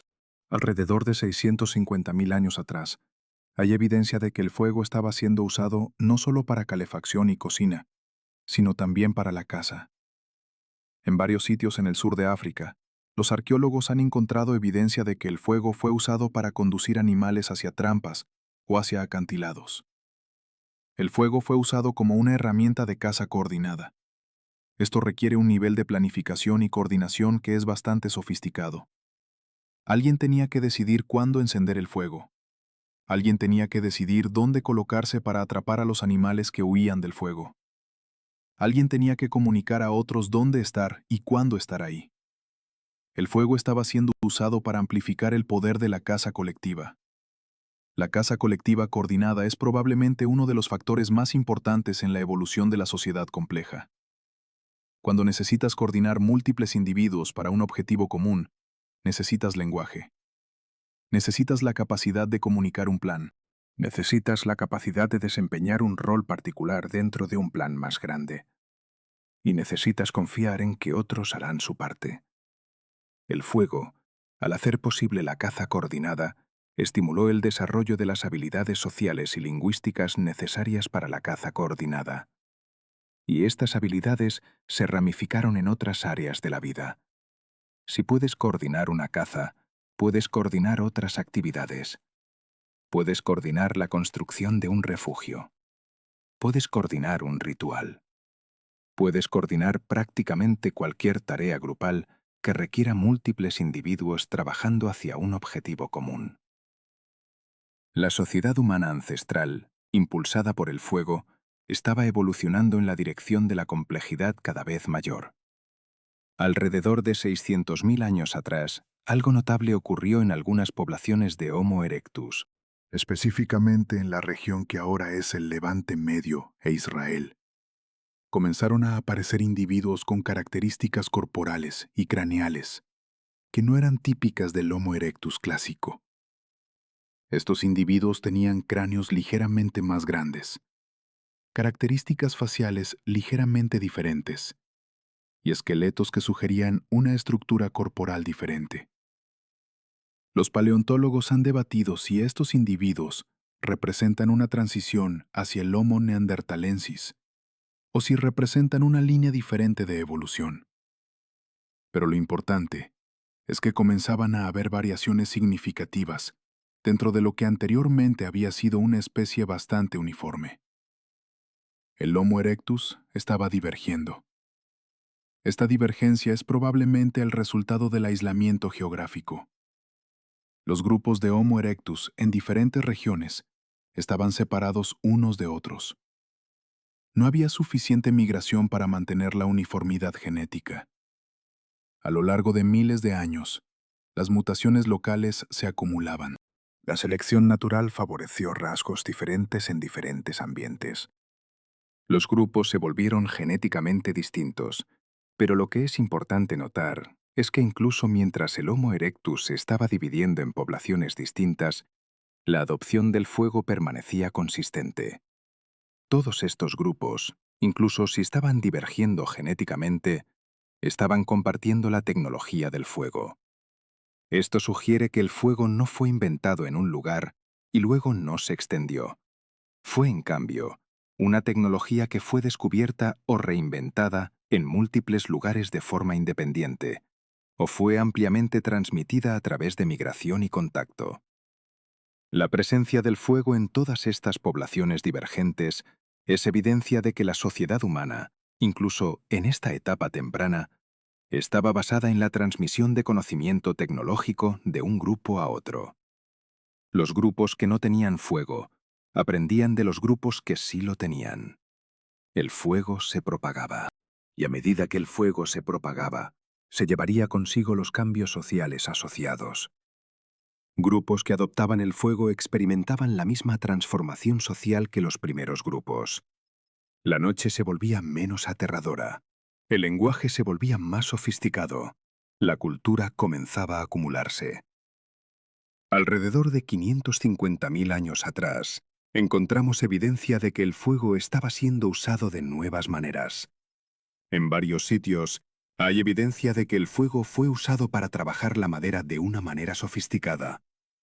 Las astillas de madera fueron encontradas que parecían haber sido trabajadas intencionalmente, quizás para hacer herramientas o armas.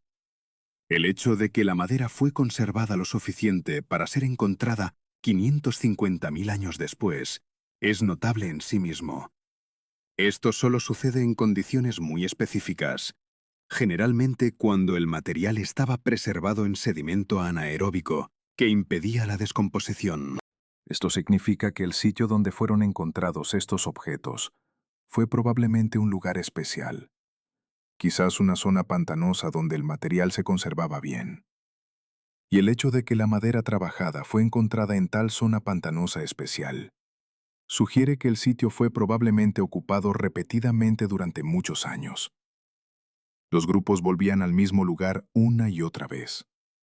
Probablemente era un recurso importante, un lugar donde podían obtener agua o caza abundante. Y cada vez que volvían, dejaban rastros de su actividad. La ocupación repetida del mismo sitio es importante porque sugiere que los grupos estaban pensando acerca de lugares específicos. No simplemente se mudaban al azar. Volvían a lugares que sabían eran buenos. Esto implica la capacidad de recordar lugares y de planificar futuras visitas a esos lugares. Implica una forma de pensamiento geográfico. Alrededor de 500.000 años atrás, la evidencia del fuego se vuelve extraordinariamente común en el registro arqueológico. En prácticamente cada sitio datado en este momento, hay evidencia clara de fuego controlado. Ya no hay sitios sin fuego. El fuego se había vuelto universal. Ya no era una innovación rara, era la norma. La universalidad del fuego marca un punto de inflexión crucial en la historia humana. En este punto, ninguna población humana en el mundo podía sobrevivir sin fuego de la forma en que sus ancestros, hace 1 millón de años, habían podido. La dependencia del fuego era total. Esto es importante porque significa que la evolución de la sociedad humana estaba ahora fundamentalmente vinculada a la administración del fuego. La sociedad no podía simplemente abandonar el fuego si alguna razón surgía. Los grupos de humanos que perdieron el fuego serían incapaces de sobrevivir. Estaban atrapados en un compromiso. El fuego había aumentado su capacidad de sobrevivencia a corto plazo, pero a largo plazo los había hecho dependientes. Ya no podrían volver a la vida sin fuego. Y sin embargo, esta dependencia fue en última instancia positiva para la especie. El fuego requería cuidado, atención, pensamiento. Los humanos que vivían con fuego se volvían mejores pensadores, se volvían más comunicativos, se volvían más capaces de trabajar juntos. Todas estas capacidades que evolucionaron a través de la necesidad de mantener el fuego fueron capacidades que servirían a la especie bien en el futuro. Alrededor de 450.000 años atrás, en regiones como Europa Central, la divergencia de Homo erectus había progresado a tal punto que los paleontólogos ahora clasifican a los nuevos individuos como Homo heidelbergensis. Estos eran individuos más grandes, con cráneos más grandes y con capacidades cognitivas probablemente más avanzadas que el Homo erectus puro. el Homo heidelbergensis fue quizás la última especie ancestral humana común, a partir de la cual evolucionaron tanto el Homo neanderthalensis como el Homo sapiens. Y el fuego fue casi completamente universal en las poblaciones de Homo heidelbergensis. El fuego no fue lo que causó la evolución del Homo erectus al Homo heidelbergensis. Eso fue impulsado por selección natural, mutación y aislamiento geográfico. Pero el fuego fue lo que permitió que esa evolución sucediera en primer lugar. El fuego proporcionó una ventaja de supervivencia que permitió que las poblaciones crecieran lo suficientemente grandes como para que la variación genética fuera seleccionada. El fuego proporcionó una estabilidad social que permitió que los cambios genéticos se propagaran a través de una población. Sin fuego, la evolución de Homo erectus podría haber sido mucho más lenta, o podría no haber ocurrido en absoluto. Con fuego, la evolución fue relativamente rápida, al menos en términos paleontológicos. Alrededor de 400.000 años atrás, hay evidencia en múltiples sitios de que el fuego estaba siendo usado para propósitos que no eran meramente prácticos. En el sitio de Blombos, en Sudáfrica, se encontraron restos de ocre rojo, un pigmento rojo oscuro que fue probablemente usado para pintar o marcar cosas. Había sido encontrado junto con objetos de marfil que parecían tener marcas deliberadas. No está claro exactamente qué era lo que estaban pintando o marcando, pero la intención parece clara. Estaban usando el color y la marca de una manera que no era puramente funcional. Estaban agregando significado a objetos. Estaban haciendo arte. El arte es un indicador de una mente sofisticada. Para hacer arte, necesitas la capacidad de ver un objeto y transformarlo mentalmente en algo diferente. Necesitas la capacidad de dejar un mensaje para alguien más, o para ti mismo en el futuro. Necesitas la capacidad de pensar en términos de significado abstracto. Y lo que es especialmente importante es que el arte encontrado en estos sitios tempranos parece ser intencional y deliberado. No es un patrón accidental. Es algo que fue planeado y ejecutado deliberadamente. El fuego fue probablemente crucial en el desarrollo del arte. No porque el fuego fuera directamente necesario para hacer arte, sino porque el fuego creó las circunstancias sociales bajo las cuales el arte era posible. Con el fuego proporcionando luz, los artistas podían trabajar. Con el fuego proporcionando calefacción, tenían el tiempo y la concentración para trabajo detallado. Y con el fuego proporcionando un centro para la actividad social, tenían una audiencia para su arte. El arte es en última instancia un acto de comunicación.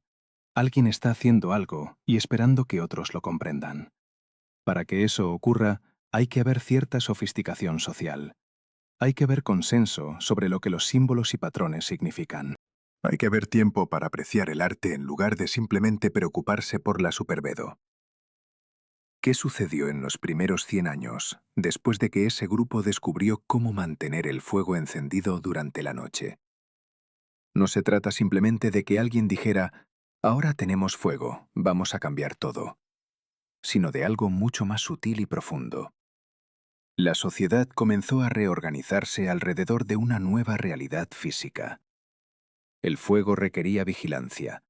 El fuego requería trabajo coordinado. El fuego requería que alguien permaneciera despierto mientras otros dormían. Eso significaba que por primera vez en la historia de nuestros ancestros, había un rol social que no existía antes: el guardián del fuego.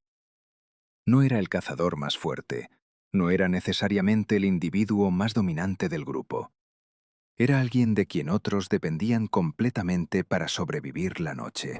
Ese cambio fue casi imperceptible cuando comenzó, pero sus consecuencias reorganizaron toda la estructura de poder dentro de los grupos. Piensa en un grupo típico de Homo erectus hace 1,3 millones de años, antes del descubrimiento del fuego controlado. Hacía 1,35 millones de años, digamos hace 100 años atrás en ese mismo territorio. El poder estaba distribuido de manera bastante simple. El más fuerte dominaba. Los machos más musculosos controlaban el acceso a las hembras. Los cazadores más capaces conseguían más carne. La noche era un período de vulnerabilidad completa, cuando todos simplemente se acurrucaban en una cueva o bajo árboles densos y esperaban que los depredadores no los encontraran. Algunos morían así, cada noche. Los registros óseos muestran lesiones cicatrizadas en esqueletos de Homo erectus que demuestran encuentros nocturnos con grandes felinos. Los ataques eran frecuentes. Tal vez 1 de cada 3 grupos perdía a un miembro durante la noche, una vez cada 2 o 3 semanas. La distribución de poder en esos grupos reflejaba esta realidad brutal. Quien fuera más grande y capaz de golpear más fuerte durante el día mantenía su posición por la noche.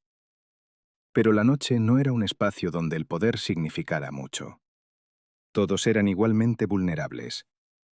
Todos podían ser arrastrados al exterior por una mandíbula que los agarraba. Todos podían desaparecer sin dejar un cuerpo para que otros lo encontraran. Luego llegó el fuego. Fue mantenido probablemente en una depresión natural en el suelo, alimentado constantemente con ramas pequeñas durante la noche. Las primeras noches con fuego debieron haber causado pánico. Un grupo de 30 individuos de Homo erectus reunido alrededor de este fenómeno completamente nuevo, con las caras iluminadas por un color rojo anaranjado que ninguno de ellos había visto antes. El calor era intenso. El humo hería sus ojos. Algunos individuos probablemente querían alejarse del fuego, temerosos de que fuera una manifestación de un espíritu violento o una criatura que podría comerlos. Pero otros se quedaron. Y fue en esa decisión de permanecer donde comenzó el cambio social más importante de la historia humana hasta ese momento. La primera consecuencia fue la especialización del trabajo nocturno. Alguien tenía que permanecer despierto durante toda la noche para mantener el fuego. No podía dormir profundamente como los demás. Tenía que vigilar las llamas constantemente, agregar leña cuando éstas comenzaban a debilitarse, ajustar las ramas para que la combustión fuera uniforme. Una noche de 6 horas de vigilancia constante requería una forma completamente diferente de estar despierto. No era estar alerta como durante una caza, donde cada músculo está tenso y la mente enfocada en una presa. Era un tipo de vigilia calmada, reflexiva, semiconsciente. Las noches en las que este rol comenzó a institucionalizarse, alrededor de 1,28 millones de años atrás, en la región de Kobe-Fora, en Kenia, algo extraño sucedió en el cerebro de los individuos que se convirtieron en guardianes del fuego. Permanecían despiertos, pero entraban en un estado mental diferente. Su mente no estaba ocupada por la tarea de la supervivencia inmediata como durante el día. Tenían espacio mental para pensar. Podían observar las llamas sin necesidad de hacer nada más. Su conciencia, por primera vez en la historia de sus especies, tenía periodos prolongados de tiempo para vagar libremente sin presión de tareas inmediatas. ¿Qué ocurre en una mente humana cuando está parcialmente enfocada en una tarea simple y repetitiva durante horas? Comienza a divagar. Comienza a hacer conexiones. Comienza a generar patrones que no son directamente relacionados con la tarea en cuestión. Neurológicamente, el estado del guardián del fuego durante esas largas noches era muy similar a lo que ahora llamamos ensoñación despierto o Default Mode Network. El estado mental en el cual entramos cuando no estamos enfocados en tareas externas, y nuestro cerebro comienza a procesar información de manera no lineal, generando creatividad, introspección y pensamiento abstracto. Los individuos que pasaban las noches cuidando el fuego comenzaron lentamente a tener acceso a un tipo de cognición que sus compañeros, quienes dormían profundamente, no experimentaban. Esto no cambió su cerebro en una generación, pero durante cientos de años, mientras generación tras generación de individuos servían como guardianes nocturnos del fuego, comenzó a haber una presión selectiva, aunque débil, hacia aquellos individuos cuyas mentes podían funcionar mejor en este estado prolongado de vigilia reflexiva. Alrededor de 1,2 millones de años atrás, los restos óseos que encontramos en sitios de Homo erectus en Java y en el Levante Medio comienzan a mostrar cambios en la estructura craneal. El cráneo comenzó a ser ligeramente más grande. Específicamente, la región del lóbulo prefrontal, el área responsable de pensamiento abstracto, planificación a largo plazo y control ejecutivo, mostró expansión relativa. No fue un cambio drástico, fue gradual, pero fue consistente en múltiples poblaciones de Homo erectus separadas geográficamente, lo que sugiere que la presión selectiva fue global.